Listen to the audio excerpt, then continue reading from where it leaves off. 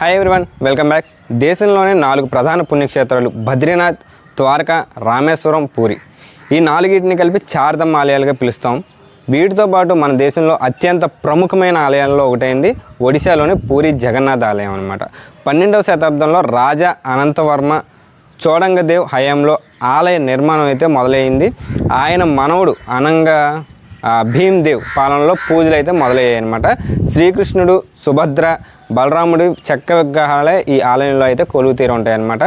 కృష్ణుని ఆరాధించే వైష్ణవులకు ఇది అత్యంత పవిత్రమైన క్షేత్రం. జగన్నాథ ఆలయంలో అర్ధ శతాబ్దంగా ఓ రహస్యం అయితే వెంటాడుతుందన్నమాట. అది అంతు చిక్కని మిస్టరీగా అయితే మారింది. సమాధానం లేని ఎన్నో ప్రశ్నలు అందరినీ వేధిస్తున్నాయి అన్నమాట. జగన్నాథ ఆలయంలో ఆరంభమైనప్పటి నుంచి 12వ శతాబ్దం నుండి 18వ శతాబ్దం వరకు ఈ ప్రాంతాన్ని ఏలిన రాజులు దేవుడికి విలువైన ఆభరణాలు, బంగారం, వెండి, వజ్ర వైడూర్యాలు వంటి ఎన్నో కానుకలను అయితే భక్తిగా సమర్పించుకుంటూ వచ్చారనమాట. ఈ సంపదలన్నింటినీ శ్రీక్షేత్రంలోని రత్న భాండాగారంలోని 3వ గదిలో వచ్చి దాచి ఉంచారంట. ఎప్పుడో 1926లో బ్రిటిష్ పాలకులు రత్న భాండాగారాన్ని తెరిపించారు. అప్పుడు అందులో 597కి పైగా రకరకాల ఆభరణాలు ఉన్నట్లయితే గుర్తించారనమాట. ఇక్కడ సంపద వెలగెట్టలేమని అప్పట్లో నిపుణులు అయితే ఒక నివేదిక కూడా ఇచ్చారు. రత్నాలు, స్వర్ణ కిరీటాలు, ధనుర్బాణాలు, అలాగే వజ్ర వైడూర్యాలు, అలాగే గోమేధిక, కెంపులు, రత్నాలు, పగడాలు లెక్కకు మించి రాసులుగా పోసున్నట్టయితే అప్పట్లో గుర్తించారంట.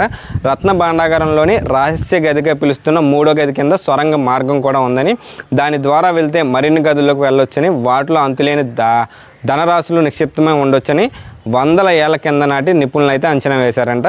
అంతా బాగానే ఉంది, కానీ కొన్నేళ్ళుగా ఈ రహస్య గది పెద్ద మిస్టరీగా అయితే మారిందనమాట. రత్న భాండాగారంలోని 3వ గదికి 3 తలుపులు ఉంటాయి.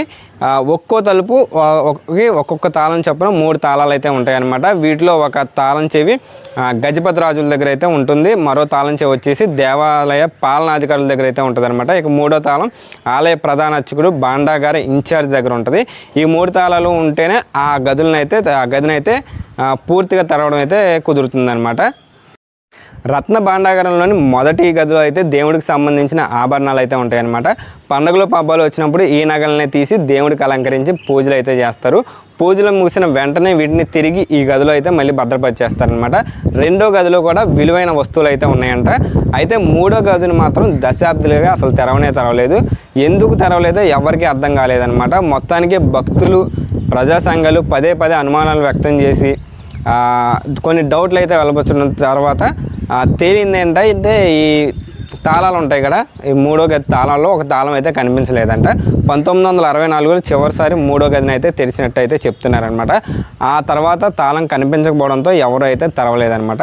1985లో ఆర్కియాలజికల్ సర్వే ఆఫ్ ఇండియా అధికారులు ఉన్న 2 తాళాలు ఉంటాయి కదా, 2 తాళాలతో 3వ గదిని తెరిచి ప్రవేశించడానికి అయితే ప్రయత్నం చేశారనమాట. అయితే 2 తలుపులు తెరవగానే ఆ గదిలోంచి పెద్ద సంఖ్యలో పాములు ఒకేసారి బుసలు కొట్టినట్టుగా భయంకరమైన శబ్దాలు రావడంతో భయంతో తలుపులను తిరిగి మూసేసి వెనక్కి అయితే వెళ్ళిపోయారనమాట.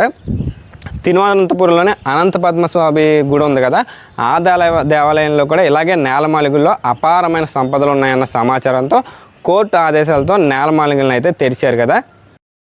సో ఆ పద్మనాభ స్వామి గుడిలో అన్ని నేలమాళిగుల్లో 6వ నేలమాళిగ అన్నింటిలో కీలకమైందని అప్పట్లో అయితే ప్రచారం చేశారనమాట. ఎందుకంటే మిగతా 5 నేలమాళిగలతో పోలిస్తే 6వ నేలమాళిగ చాలా పెద్దదని ఆలయ సిబ్బంది కూడా చెప్తున్నారనమాట.